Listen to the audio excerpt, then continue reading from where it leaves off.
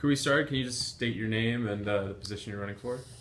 Phil Malone, the 107th Assembly District. Excellent. So a lot of people still don't know a whole lot about you. You're a new candidate, and so I want to get some background before we get into some more political stuff. So where did you grow up, and where did you go to school? I am from the town of East Greenbush. I've lived in East Greenbush majority of my life. I went to school locally at Columbia High, and then went and received a degree in politics from SUNY Potsdam. And so right now you work with Monolith Solar. I don't. I opened up my own company. I did work with Monolith. I worked with Monolith for over 3 years. When I left, I was the director of operations there. But I have subsequently opened up my own company back in March. So I am a small business owner at this point. Wow, so juggling starting a company and running for political positions probably kept you very busy. To say the least, yes. So how has it been starting up your business? Have you had a lot of Yeah, it was, one of the reasons that I was confident in resigning at Monolith and opening up my own was there's a niche in the market that a lot of companies like Monolith have signed too many contracts and they really don't have the bandwidth to install them. So I've been working most of the time as a subcontractor for a bunch of companies. I've actually worked for Lotus right over here across the street, and I've installed solar for them. So, and then there's a lot of national companies as well that sell solar in New York State but have no one to install it. So I've been filling that void as well there. So it's very busy, to be honest. I was on a roof about 3 hours ago. And I'll be on a roof tomorrow morning again. So awesome. So you know a lot about small business and starting one in New York. Totally. Okay. Yeah. We'll come back to that in a second. I wanted to ask you, I could go on that for a while. I was reading your opponent, McLaughlin. I was reading his bio, and apparently he works at Monolith Solar. He does. Did you ever work with him? I did. I know Steve quite well. He was a salesperson. So I would actually assist him in a small capacity with the sales, doing like the site surveys and things of that nature. So, we knew each other quite well before I ventured to run against him. But he is a salesman. I guess that's. Do you still talk to him? Yeah, I texted him the night he beat me on the primary. Congratulated him for beating me. That was a heck of an effort, write-in to get that many votes. So I was. Having been involved in write-ins just in East Greenbush, I was kind of shocked at the amount of votes that they received. So, yeah, it was a pretty big deal. It really was. So I haven't talked to him since then. It's getting down to the grind. So, as someone who's spent a lot of time, you're an entrepreneur with solar power, and you've worked with solar power quite a bit. So, what role do you think renewable energies are going to play in the future? I think that they will dominate our energy policy in the future. Sustainable energy, we need to go that way. We're using our natural resources in this country and in this world at such a rapid rate that we need to look at sustainable energy and adopt that, because the quick fix, burn it once and it's gone, is not worked. It doesn't work for the environment, and it doesn't work for people's purse strings either. I was just at someone's house, and the electric bills that people are getting now, I think, are going to keep driving the sustainable energy field. People can't afford $500 a month for energy, and once you invest in solar or wind or hydro, it's much more affordable. It's you can see the end to it. Whereas an electric bill is like taxes; you'll pay it forever unless you take control of it. And on a larger scale, our foreign policy is dictated by energy procurement, and that we can't do that anymore, as we can see with Iraq for the second time and Afghanistan. And we need to get away from that for national security, but also just for the Earth's security, I'd say, as well. So you've been a big proponent of this. Whether people want to talk about it or not, we're in Afghanistan trying to secure lithium loads and precious metals and things of that nature for batteries, and we need to get away from that. It's not only dangerous, but it's costly. So tell me a little bit about your time in East Greenbush on the town board there. How long have you been on the town board there? I was first elected in 2010, and I filled out a 1-year vacancy, and then I ran in 2011 and won my want a second term for 4 years, and I'm elected through the end of next year. I really enjoy my time on the board there. This year is the first time I'm not in the majority. We lost the majority of the board last fall. So I get to see the other side now, and it's been a good learning experience to see both sides of politics, being in the majority and the minority. But I really enjoy it, working with people. Infrastructure improvements. Helping people with just daily stuff that goes on, whether it's everything from trash pickups to securing huge loans to upgrade our sewer systems and things like that, so that we can bring more business into town. We've had a huge influx of business in the last few years, so it's good to see keep the tax base up and try to keep taxes as even as possible. Definitely. Never lower them, but try to keep them even. So what kind of legislation have you moved towards passing in your time on the board? When I took office, we had a huge interfund debt. Our general fund owed our water and sewer several $1 million. I've paid that down. Legislation I've passed, like I said, we were being fined by the DEC for a number of years for being in violation of our speedies permit for our wastewater. So we passed bonding, and we're upgrading our sewer system. I've passed a local law to bring FedEx into town. Received quite a substantial amount of money and a good tax base from the FedEx. More recently, a little more controversial, but we have given the casino the ability to be built in the town of East Greenbush. So we passed a law to allow that if we are chosen to site a casino in town. We've put 2 roundabouts in town. So a lot of infrastructure improvements which need to be done. A lot of sewer upgrades, a lot of water upgrades, things of that nature. Has the casino issue? Where do you stand on that? I voted to bring it into town. I gave the opportunity for that. I see my primary responsibility as a councilman as a fiduciary responsibility. So it was vacant land that wasn't being used. We had a developer that came in, spent several $1 million to buy the land, and I want to give the opportunity to have a revenue generating facility there. Jobs are promised with it. If it's not as much as they said, I hope that it's still a substantial amount. But I believe it's not government's role to tell people where to spend their money or how to spend their money. I recognize that there are social ills involved with casinos, but I think that the positives far outweigh the negatives. So now you're running for state assembly. Why? Why do you think you should be the person to represent the 107th district? First and foremost, I would say they don't have any representation right now. If you understand how the state legislature is set up, a minority assemblyman it's not very useful. In Steve's 3+ years there, he's never got a substantial bill even out of a committee, let alone onto the floor for a vote. So I think that the first thing is there's just been a void of representation. So I think we need somebody there. I think we need a more moderate voice. Steve seems to be on the fringes of rather extremism. He obviously has a lot of empty rhetoric, rather. Equating the governor to Mussolini or Hitler. Doesn't progress our social discourse at all. So, I think that people would want someone that's a little bit more moderate. I believe I would bring that voice. I now being in the minority, I've worked with both sides, so I know that you have to compromise. I think that's what we need more of in Albany, is a little more compromise. It seems that people, there's too much gridlock, they don't want to give.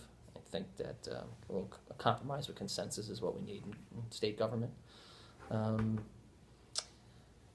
I believe passionately about environmental issues. I think that we need to focus more on sustainable energy, on policies that keep our water clean and our air clean. And on the state level, I would have some ability to positively influence that, so I'd like to look at that. Education. I really think that we need to keep the standards high on education, and we really need to focus on that. You see our national scores compared to other countries. We've obviously regressed quite a bit, in our lifetime. So I think we need to focus more on education. So I think a lot of social issues get overlooked in our state. I think that we need to have a voice of the common person in the state house. So it's a few of the reasons. Excellent. I'll get to some specific questions on legislation that Steve's had to deal with a little later, so we'll come back to that. But let's get back to your small business experience. So what would you do as a state legislature to increase small business or business in general in the district? First thing I would look at would be workers' compensation. As a small business owner, the burden that they put on the owner it's too onerous. It basically doesn't allow for small business to flourish in this state. The premiums are much too high.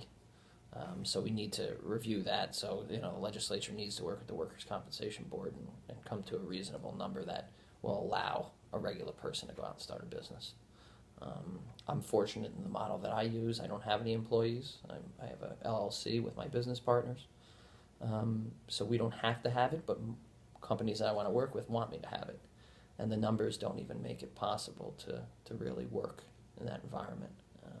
The premiums far outweigh what what your profit is, so it needs to be addressed immediately. I think well, again, it's a safety issue, but OSHA I think needs to be addressed. I mean, that's more of that's a federal issue. But again, someone who works on a roof and works in what's considered like a dangerous, business atmosphere, I think that also needs to be addressed as well. Some things that we've started out with OSHA that were supposed to be for safety, almost make it more of a safety hazard up on the roof than it does for safety. So I think some of those sort of things need to be addressed. Is that something that you've had to deal with personally? Oh yeah, every day. Okay. I mean, it personally, the stuff they call safety almost makes you fall off the roof, so you have to be careful. What else? I mean, obviously, sales tax is a very difficult thing. I personally, in New York State, solar doesn't have to deal with sales tax, but my father has owned a business my entire life, so I've seen what the burden is on a small business owner with sales tax revenue, or sales tax. So we really need to address that as well. I think a lot of those taxes that are regressive taxes need to be looked at if we want businesses to flourish. You see a lot of programs that are made for businesses that employ more than 30 people or something of that nature. I think we need to have more friendly business policies that say if you have 3 employees, you get a break. I think that would encourage local small business. Unfortunately, too much you just see that the policies that are in place now are for large companies, and we need to get away from that. Are there any other things that you think that would help small businesses flourish in the area? I mean, I appreciate the things that New York State's done in terms of hiring veterans and stuff like that, and giving you a reduction on your payroll taxes and things like that. So I think those sort of policies need to stay in place. No, I mean, I'm sure I could think of more, but right now off the top of my head, no, I don't. What about anything to promote farmers in the area? I mean, a lot of definitely. I mean, under real property law in New York State, we have some great ag exemptions right now. I think there should be more and the USDA does do good grants, well-funded grants as well for farmers for energy needs. But I think that we need to recognize where our food source comes from and give them the breaks. We're fortunate in our district, in the 107th, to have a lot of agriculture.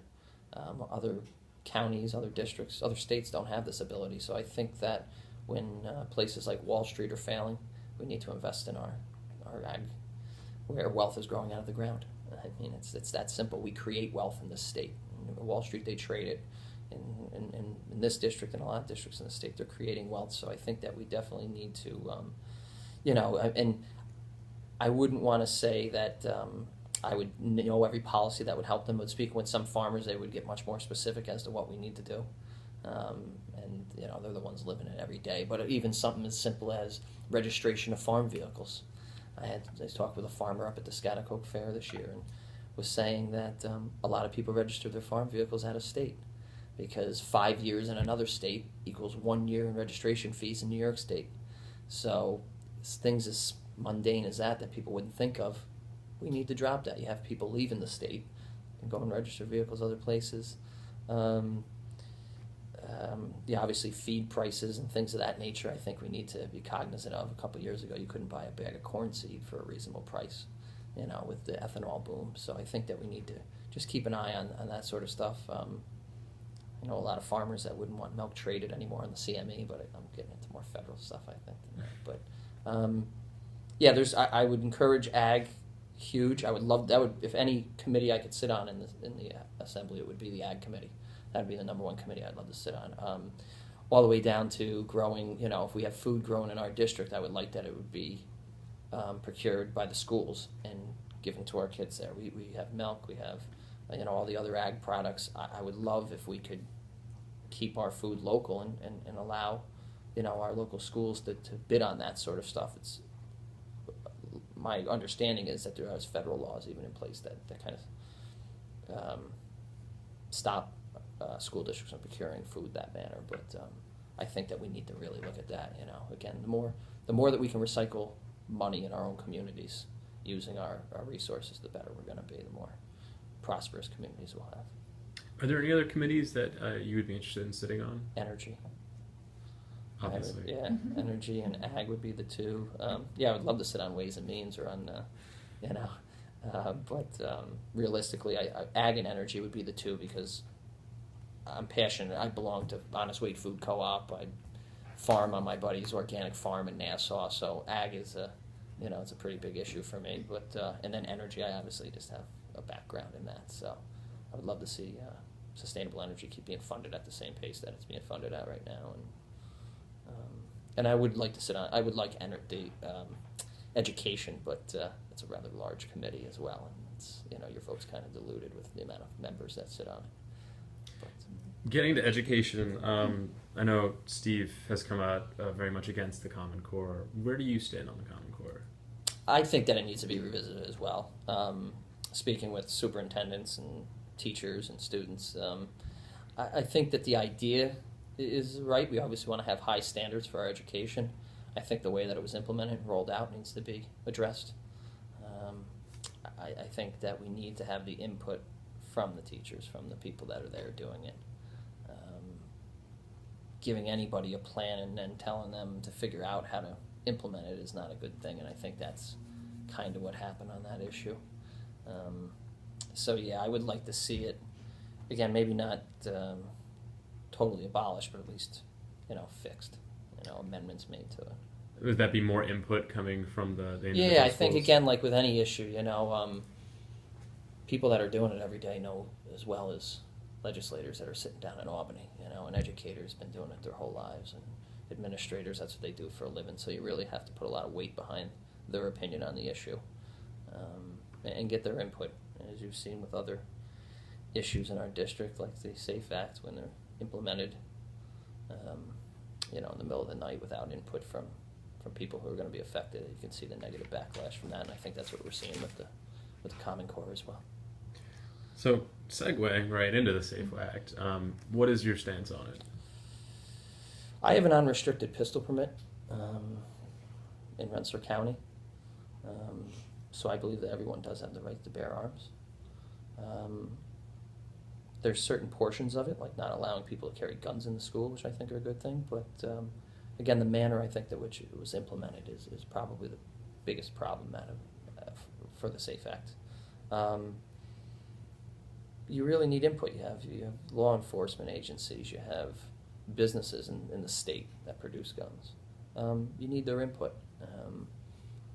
Again, I would not take away anybody's right to bear arms. The courts have consistently, since the 70s, ruled that a person does have the right to do it. So until legislation is created or until the courts start ruling otherwise, I believe that we should follow what past precedent has been, and people, have that right. So I would endorse that right, and again, I take full advantage of it. So to what extent do you feel that firearm and ammunition sales should be limited?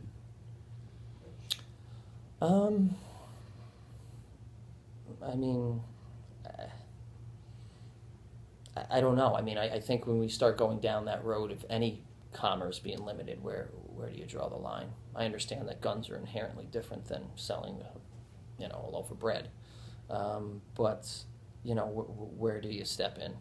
People can be responsible with guns. Lots of people, and mostly people that break the law with guns aren't pistol permit holders. So I don't know. To get your question, I don't really know where you would limit it. I don't know if it does need to be limited. I don't know if we just need better background checks for people, or mental health examinations. But again, to my point, it's really not pistol permit holders that are the problem. You make laws against the people that are already following the laws. It doesn't solve any of the crime or anything like that. So I don't know. I don't know what I would do in terms of that question. What about to control the sales? Is there anything that you think? Well, I mean, I think they have pretty strict rules in place. I mean, even starting with the Brady laws back in the 80s. I mean, it does take a while to get a gun. I don't know. I mean, I know that when I put a new pistol on my permit, you have to do quite a few things to get it done. So I think that there are a lot of regulations in place. I mean, there's tens of thousands of gun laws. I think in New York State, I think enforcement of them is probably the biggest thing. We don't. Often you find politicians want to put a new law out there to make it look like they're on the subject and they're getting something done. But when there's no teeth behind it and there's no enforcement, what's another law? And again, people that break the law with guns, they don't care that there's a law. So what is another law going to do? It's my position on it. Excellent. So next year, shifting gears a little bit, the minimum wage is being increased to $8.75 an hour. What do you think about that increase? I think it could be more. Okay. So what do you think it's a fair wage? No. What do you think would be a fair wage? I think it could be, $12, $15 an hour is fair wage. I know that if you bring that home and you want to have a family, that doesn't work. You're basically subjecting people to poverty with such wages. As a small business owner, I want to attract good quality workers. And if I'm not paying a competitive wage, what am I going to attract? I'm going to attract someone who's going to say, well, I'll go from this $8 job to this next $8 job, and I don't care. They're not really going to give you a good day's work. A happy worker that gets paid a fair salary gives you a good day's work. So as a small business owner, as a son of a small business owner for 40 plus years, you have to pay someone a good wage. And I think that living in one of the most expensive states in the country, $8.75 is an absolute atrocity. I think it's a joke. Now again, I understand that like anything, you have to phase it in. You don't want to hurt business, whatever size it is. But as we see the profits of companies continuously growing every year and CEOs making 450 times what the average worker does in their company, that's a problem. Disparity between the two it's just growing at such an alarming rate that they could give up a little bit more and be all right. I'm not worried that someone's going to go starving who runs the companies, So I think that it needs to be increased, and I'm glad that it's going upwards, but I think it goes up at just too slow of a rate. It's a quick story. My sister just moved back from Australia after 5 years. Minimum wage in Australia was $16 an hour. If you worked on a Saturday, you received time and a quarter, whether you worked any hours during the week or not. If you worked on a Sunday, you got time and a half, regardless if you had any hours worked in the week. You put money in your own economy, in your own local economy, pay people fair wages, they're going to spend it. You give someone $8 an hour, they're spending 12. You give them 15, they're spending 20. The more money that you keep local, the better wage, better society. I think that we could increase it at a faster pace, but we'll see. At least it's going up. It's not going down. So staying in the workplace, your opponent, Steve McLaughlin, he voted against a bill that would prohibit workplace discrimination based on an employee's decisions on their reproductive health. The bill made it illegal for an employer to take action against an employee based on their reproductive health decisions. Do you think employers should have a say in their employees' decisions regarding their reproductive health? Absolutely not. It's a personal privacy issue. And government or business owners have no role in someone's personal privacy issues, their personal health issues. That was never the intent of government, was to tell anybody, man or woman, what to do with their health. And I would support any legislation that gives more rights to people to decide their own health decisions. To me, again, that's country was founded on people leaving an oppressive government that tried to force their religious beliefs on them. And in this country, there is still a sect of people that think that, their religious beliefs trump everybody else's, and they want to try to push things on them, and that's the basis of that issue right there. They're probably talking more like Catholic churches, of which I was raised Catholic, but it's not their decision. It's someone's personal decision, as Roe v. Wade was deciding on. It's a personal privacy issue. It's not anybody else's decision except for a husband or wife or whoever. So you disagree with the Supreme Court ruling with Hobby Lobby that happened this year, where they said that an employer could deny certain benefits? I certainly do. Okay. And I would strengthen New York State laws so that Roe v. Wade would be the 10-point Senate and Assembly plan that the Senate keeps holding up. We would reaffirm the Roe v. Wade in the state. I just strongly believe that. Again, government's role is not to tell people what to do in their bedrooms or in their personal lives. That's the exact opposite of what government's role is. So, excellent. Thank you. So your opponent sent out a few releases over the course of the campaign about your candidacy, specifically about your not filing ethics forms and not reporting campaign activities. Were these allegations true, and how did you view the attacks? I viewed the attacks as what a public servant told me many years ago: when you don't have something good to say about yourself, you besmirch your opposition. So Steve really doesn't have a record to run on, so he tried to, bring up that I didn't file in the correct. I only had what was called a C filing, county or local campaign committee. I didn't switch it to an A. So I filed everything under the C, and they didn't find it in the A. So when I found that out, my treasurer got a note from the Board of Elections. We switched everything to A. We amended all of the paperwork so that they're A's now. So it was a mistake. Simply that. Yeah, it was. Okay. Again, it was a C or an A. He closed out the C, transferred it all to the A. It took him maybe a half hour, but again, Steve wants to make it seem as it was told, it was corruption and cover up. As I remember the flyer and my friends mocking me and calling me talking about it. So it is what politics has become.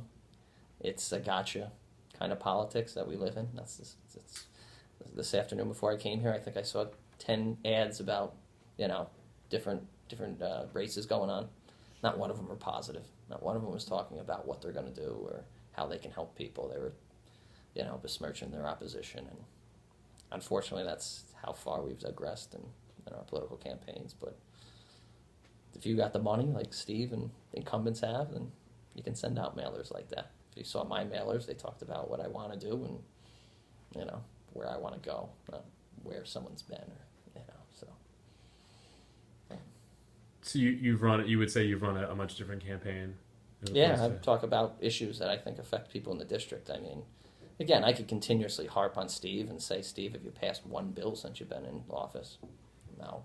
But again, that's not moving the political discourse forward. That's just trying to, show what he hasn't done. I would prefer to talk about what I want to do. And I wish more politics could get that way, but I don't foresee that. So one of the big issues for us here locally is a lack of broadband availability. Definitely. I'm sure you're well aware of this. I am. As I get further into the district, I have no service anywhere. Yeah. And this is a very rural district. East Greenbush is the largest town in the district. It's very telling. But as I get out into Grafton's and Stephentowns and Cambridge and Hillsdale and Austerlitz, you're finding that you have no reception. And I think it's probably a problem that they have in those border towns in Massachusetts and in Vermont that border the district. You get those outlying areas that just don't have that availability, and I think that as a state, we could force Time Warner and these other companies, these multi-billion-dollar companies, to provide it for people. They get enough breaks from the state. They have the means. again, I think they're just penny pinching and they're not doing what they should be doing. And the broadband would be huge for these districts. People have home businesses. They have they make maple syrup on their property. They grow agriculture. They have a way. They make home crafts. They would have a way to market that. So I think that bringing them Wi-Fi is such a benefit. Not only would it allow them to access information, which, you know, we're in the information age now, and these people are still, you know, maybe getting dial-up, maybe. You know, it would encourage business growth in these areas. And again, they have a right to have it. They truly do. This day and age is terrible that people don't have access to that. You know, it really is. I think it underscores that, you know, what people are doing in Albany. They don't care about what the regular person faces because they would already had that resolved if that was the issue. That's been an issue for a number of years. I mean, it's crazy to think that people don't. I have access to internet in 3 different ways if I want it at my house. You know, yeah, there's people that are 30 minutes from me and they don't have access. So I think that it's something that needs to be addressed with the PSC. And through the state legislature, and it could be resolved in a very short time if people took it seriously. So you would be willing to work on legislation totally, that would totally. try to push I would those. sponsor. I'd love to be a prime sponsor on a bill like that. Certainly. Excellent. Yeah. And one of the big issues here in New York State right now is fracking. McLaughlin voted against a 3-year moratorium on fracking in New York State, and Governor Cuomo has yet to say whether or not he endorses a continuation of the ban. Where do you stand on the issue of hydraulic fracking in New York State? I don't think that we should allow it. I don't think we should ever allow it. Water sources and air quality are of the utmost importance to me. If we can't leave that for our posterity, then what are we doing? Yeah, I hear people tout it as, you know, business development or jobs in a certain area, but at what cost? And again, I'm of the opinion that one-time fixes for energy is not the solution. It needs to be sustainable energy. You only burn natural gas once. Once you burn it, it's gone. That can't be a policy. You go into these pristine areas and you shoot the drill down and hope you hit something. You know, it's akin to the gold boom to me. You know, you buy 10 loads and hope that one of them hits, and if you don't, you leave the area and, you know, just so destructive that what did you do? You know, and again, I don't think we know enough now anyway. So hopefully, by the time more science comes around and more studies have been conducted, that we're already past that with our energy policy and we're moving towards a more progressive policy. But no, I would be very vocal against it if I was in office. I think it's a terrible thing, to be honest with you. Are you familiar with Kinder Morgan's proposed plan to build a pipeline from,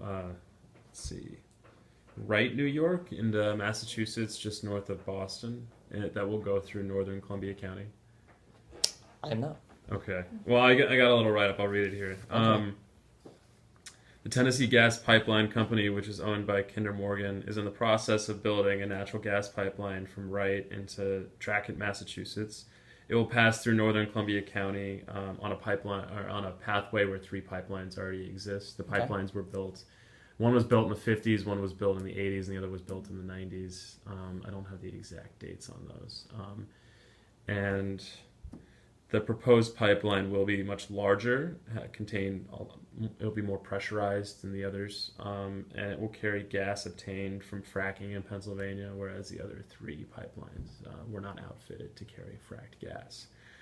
Company officials have yet to come to the towns to speak to the residents about it. It's been a very big issue for a while, and town leaders are worried that their emergency response crews would not be prepared for an accident. Many residents are also worried that the project will use eminent domain to take the land. Do you think the company should be allowed to build the pipeline despite the concerns of citizens, and what role do you think that government should play in this? Well, I think that the local input should be huge. I think that should outweigh a lot of weigh in on a lot of what's going on. It's their community, so I think they should have a say in it. As for eminent domain being used for a private corporation for profit for them, I don't see the overreaching advantage to the community. Now, again, they may say for energy, to bring, but if it's going into another state, I don't know what that has to do with me in Columbia County or someone that lives in Columbia County. So I would hope that eminent domain wouldn't be used for that purpose. That should be a very narrow exception why eminent domain is used, and I wouldn't see why a private corporation would benefit from something like that. But I would honestly like to do more research. I'm not as educated on this as I should be. I understand. But, I could probably answer any questions that you have because I've been pretty on top of the issue. I could also put you in touch with people. There's a group called Stop New York Fracked Gas Pipeline. It's a long name, but they're a pretty active group, and they've been presenting their case to different towns in northern Columbia County, and the towns have been asked to vote on a resolution that would ask Kinder Morgan not to build the pipeline. The towns have also asked that the company come and speak to them about it, and so far no one has come. There's been some movement on it lately where someone has gotten a hold of them and sort of told them that they want to all meet all the towns together as opposed to the company coming and visiting each town individually to sort of make it a larger event, but so far nothing has really come from it. And there have been a lot of reports of surveys already occurring, and I believe that they pre-filed with the Federal Energy Commission, Regulatory Commission. So they want it to happen, but they haven't come out yet. I would hope that the local zoning boards or planning boards could hold it up, or town boards, in the towns to make sure that they go through the secret process and that everybody's concerns are heard, especially on something that's that serious. I mean, I know on smaller issues, just, commercial buildings that we put up in East Greenbush, there's a lot of, public input on it. And, if there is public concern, that needs to be heard and addressed. So I would hope that it wouldn't be shoved down their throats if they don't want it. Yeah, if you want to, I can definitely. Yeah, I would. I honestly would, and I feel silly that I don't know more about it. That pretty much wraps up the questions that I have. Do either of you have anything you want to ask? No, you did a good job. But we always like to end these with, is there anything that you might have wanted to talk about that we didn't ask about?